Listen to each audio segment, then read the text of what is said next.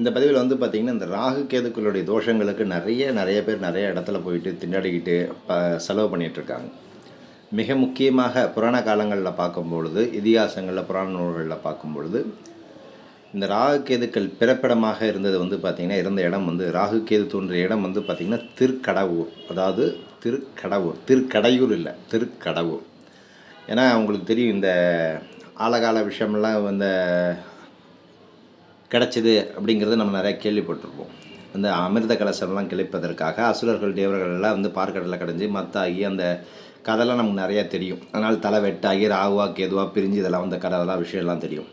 மிக முக்கியமாக இந்த கோவில் வந்து பார்த்திங்கன்னா எங்கே இருக்குது அப்படின்னு கேட்டிங்கன்னா, அமிர்த நாராயண பெருமாள் திருக்கடவூர் ஊர் பேரும் நாகை மாவட்டத்தில் இருக்குது. இங்கே கோவிலுக்கு போங்க. ராகுகே தோஷம் இருக்கிறவங்க அமிர்தவல்ல தாயாரையும் நாராயண பெருமாளையும் தரிசித்தாதான் உங்களுக்கு அந்த நாகதோஷம் நிவர்த்தியாகும். எதிரே கருடாழ்வார் இருப்பார், தரிசனம் பண்ணுங்கள்.